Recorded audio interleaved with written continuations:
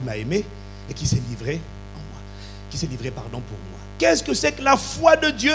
C'est la foi qui se repose sur les paroles et les promesses de Dieu. La foi de Dieu, Seigneur. La foi de Dieu, dis avec moi encore la foi de Dieu. La foi de Dieu, comment elle fonctionne? C'est une foi simple. Et c'est ce que Jésus explique. Il dit, regarde, lis le contexte. Verset 21, il dit, Jésus leur dit, après avoir fait sécher le figuier en moins d'une journée, les disciples étaient surpris. Jésus leur dit, mais écoutez, ayez la foi de Dieu. Sous-entendu. Et après, il explique c'est quoi la foi de Dieu. Il explique juste après. Il dit, je vous le dis, si quelqu'un dit à cette montagne, déplace-toi de là, jette-toi dans la mer, s'il ne doute pas dans son cœur que ce qu'il dit arrivera, il le verra s'accomplir. Il est en train de vous dire comment fonctionne la foi de Dieu. Comment fonctionne la foi de Dieu? Il dit, et il n'a pas un seul. Est-ce que tu crois que quand Dieu a dit que la lumière soit, est-ce que tu crois qu'il s'est dit, et si la lumière ne vient pas, comment on fait? Est-ce que tu crois que quand Jésus a dit au figuier, à partir d'aujourd'hui, plus jamais, plus aucun fruit ne sortira de toi? Est-ce que tu crois que Jésus s'est dit, ah, j'espère que cette parole va s'accomplir? Parce que là, doucement, doucement. Est-ce que tu crois qu'il a eu cette attitude? Non. Dis non. Pourquoi? Il dit, il ordonne, il ne doute même pas un instant dans son cœur que ce qu'il dit va s'accomplir. Et il le voit s'accomplir. Ça, c'est la foi de Dieu. Dis à quelqu'un, ayons la foi de Dieu. Et la Bible dit, c'est par cette foi que Dieu a créé les mondes, l'univers. Rien n'existait. Dieu a parlé et les choses ont été manifestées. Elles n'existent, en fait, elles ne se voyaient pas. Il les a fait sortir de l'invisible au visible. Comment? Par une parole. Ça, ce sont les caractéristiques de la foi de Dieu. Alors, j'entends quelqu'un qui me dit, oui, mais comment je fais pour avoir la foi de Dieu? Qui se pose la question?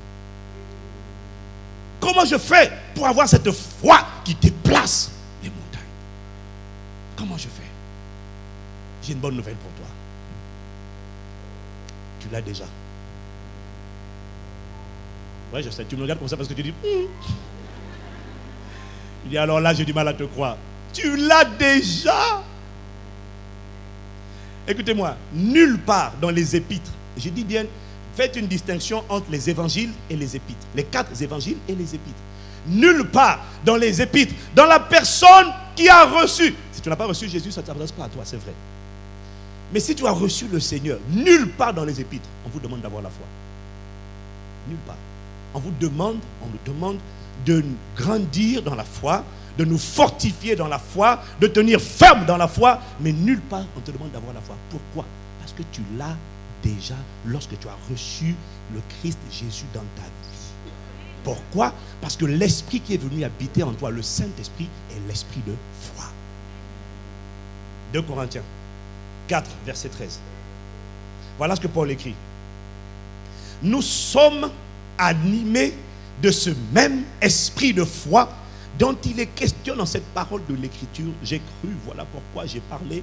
Nous aussi, nous croyons et c'est pour cela que nous parlons. Nous sommes animés de ce même esprit de foi. Si tu as reçu Jésus-Christ, tu as reçu l'esprit de foi. Romains chapitre 12, verset 3. Je lis avec la version Nouvelle Bible seconde. Romains chapitre 12, verset 3. Est-ce que vous me suivez toujours? Voilà ce qu'il écrit. Il dit, par la grâce qui m'a été accordée, je dis à chacun d'entre vous de ne pas avoir de prétention excessive, mais de tendre à vivre avec pondération, chacun selon la mesure de la foi que Dieu lui a donnée en partage. Alors, je sais que quand vous allez lire ce texte dans les différentes traductions, vous n'allez pas forcément le comprendre, hein, parce qu'il y a la version, lui, seconde classique, dit, selon la dernière phrase dit, selon la mesure de foi que Dieu a départie à chacun de vous. Mais je vais vous dire, parce que je suis encore allé rentrer dans le texte en grec, je vais vous dire ce qu'il dit littéralement. Il dit en grec, en fait, et l'anglais l'a mieux traduit, il dit, Dieu a donné à chacun d'entre vous la mesure de foi. Voilà, point final.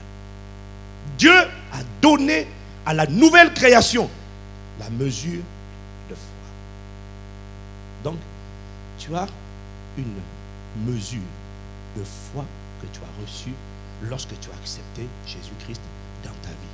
Le Saint-Esprit est venu habiter en toi. Le Saint-Esprit est l'esprit de foi.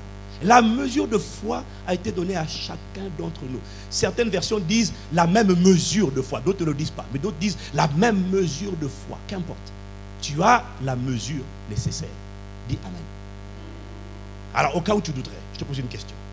Comment as-tu reçu Jésus-Christ dans ta vie? Tu l'as vu? Tu l'as reçu comment? Ok. Comment est-ce que tu fais pour prier un Dieu que tu ne vois pas, que tu ne sens pas, que tu ne touches pas? Tu le fais comment?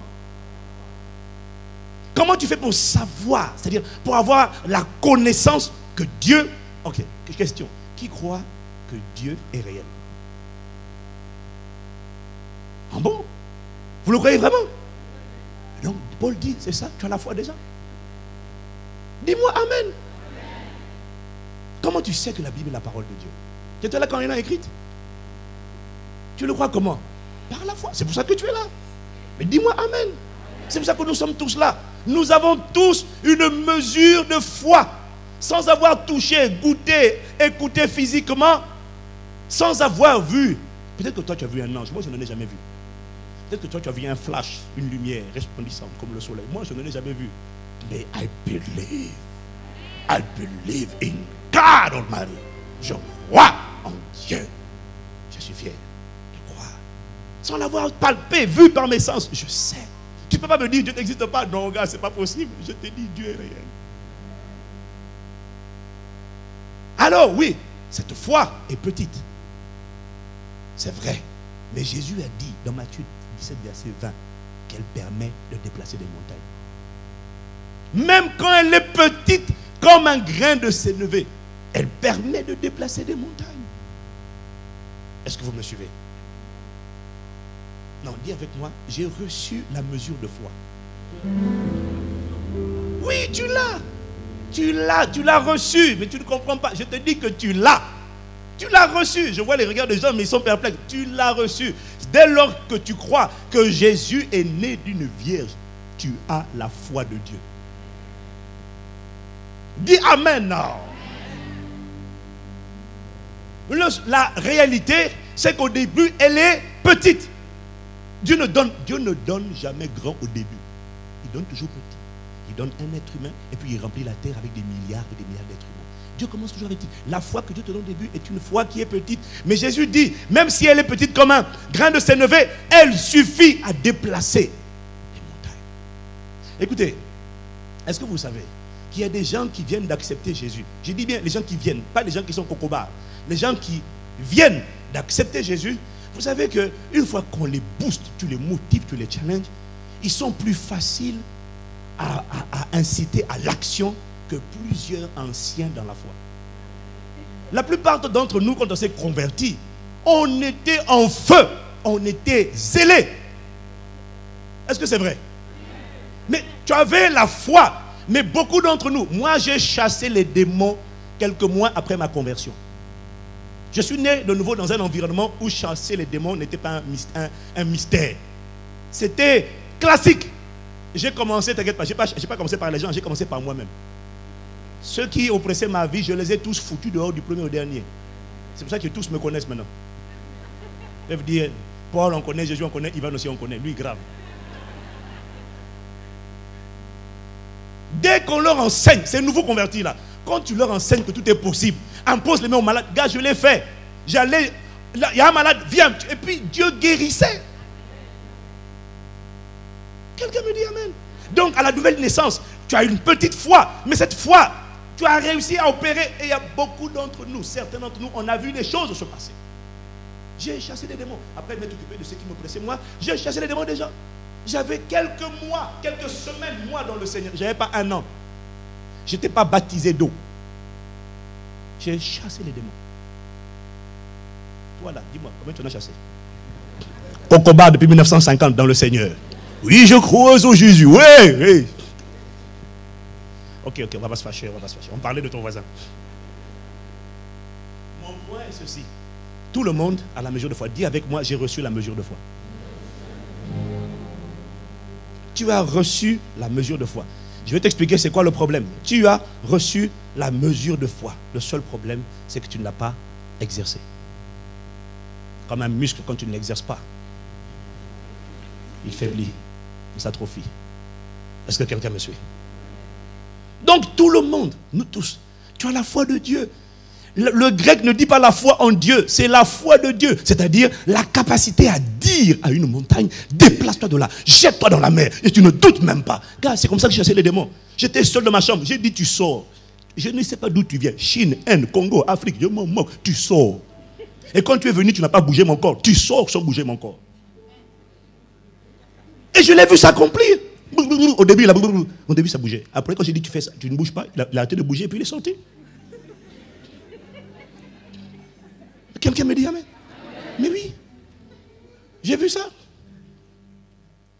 C'est comme ça que j'ai été délivré de la calvitie. Bon, ça, il ne faut pas enregistrer. On peut effacer. Ah, écoute, dans ma famille, dès 18 ans, tout le monde était chauve.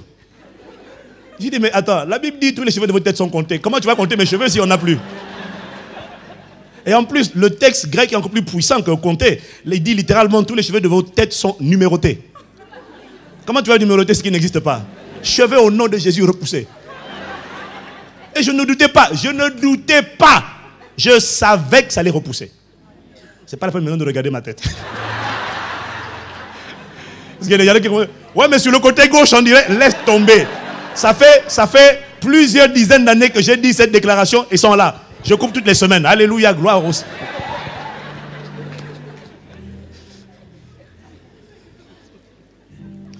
Mon frère, c'est pas trop tard. Il y a de l'espoir. Alors quelqu'un me dira, mais attends, tu dis que j'ai la mesure de foi de Dieu, mais la réalité c'est que moi je me sens faible, je me sens vide, je doute, je chancelle, je titube tous les jours et j'ai vraiment du mal à m'accrocher au Seigneur. Et si je vais même un peu plus loin, je vais te faire un aveu. Je voudrais moi aussi avoir la foi qui déplace les montagnes, la foi de Dieu. Mais très souvent, franchement, je me demande même si je suis né de nouveau. La question que je te pose, c'est est-ce que tu as sincèrement reçu Jésus dans ta vie comme Seigneur et Sauveur? La question que je te pose, c'est est-ce que tu crois qu'il est né d'une vierge et qu'il est venu pour te racheter?